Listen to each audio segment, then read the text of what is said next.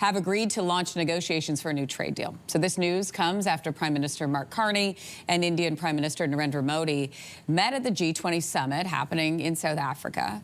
This comprehensive economic partnership agreement, what it does, it aims to double bilateral trade between the two countries by the year 2030. Sanjay Ruparelia is the Yaroslavsky Democracy Chair at Toronto Metropolitan University and is joining us this morning. Good morning to you. Good morning. Talk to us a little bit about the significance of this deal. Well, it's significant for two major reasons. One is economic. India is one of the largest, fast-growing economies in the world, the most populous country in the world. It's a major market for any country, and has been cutting trade deals with a number of countries in recent years: Australia, Britain, the United Arab Emirates. Canada and India have struggled for over a decade to find a trade agreement to boost trade. The goal right now is to increase it, double it by 2030. So that's important. But as we know, diplomatic relations have been at their worst in decades. Over the last 2 years. And so this is also part of a political reset to try to forge trust and address those issues that have been outstanding. India is Canada's 7th largest trading partner. Two-way trade totals more than, what, $30 billion? How will this deal change things? Well, what it does is it sets a framework for increasing opportunities for trade. We've seen a trade mission recently to India with the Minister Sidhu. There's another one that's prepared for early January. There's an AI summit that'll be taking place in New Delhi in the winter. There should be a Canadian delegation to that.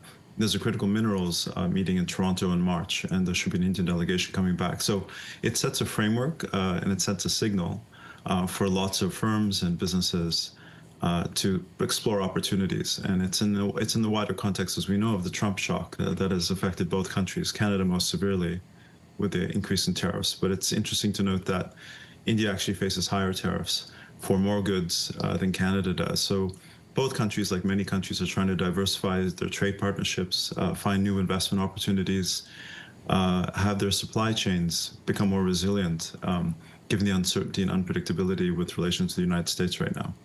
You talk about this being a bit of a political reset, right? The Carney government continues to face questions about why it's trying to improve relations with India after, as we know, the RCMP publicly accused agents of India's government of involvement in criminal activity in Canada. So how will this new deal affect political tensions? Well, we've seen the attempt of a reset since this new government came into place. Prime Minister Modi and Prime Minister Carney first met on the sidelines of the G7 in Alberta this summer. The foreign ministers, respectively, have met 3 times. The national security advisors have also met. We've heard reports that law enforcement agencies have been cooperating on these outstanding investigations. They remain ongoing. The judicial inquiry remains ongoing.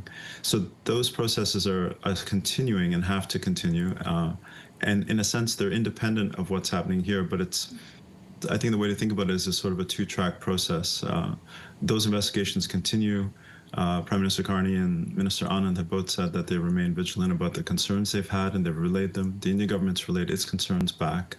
And at the same time, there's an importance to try to restore ties, because diplomatic ties broke down completely, as we know, a year ago. Both high commissioners were expelled, staff was reduced. It affected many aspects of the relationship, student exchanges, visitors, permits, businessmen and women moving back and forth looking for opportunities. So I think the old strategy had hit a wall in a sense, and this is a different approach without taking an eye off the concerns that have really affected the relationship over the last 2 years. Sanjay, thank you for joining us this morning. We appreciate it. Thank you.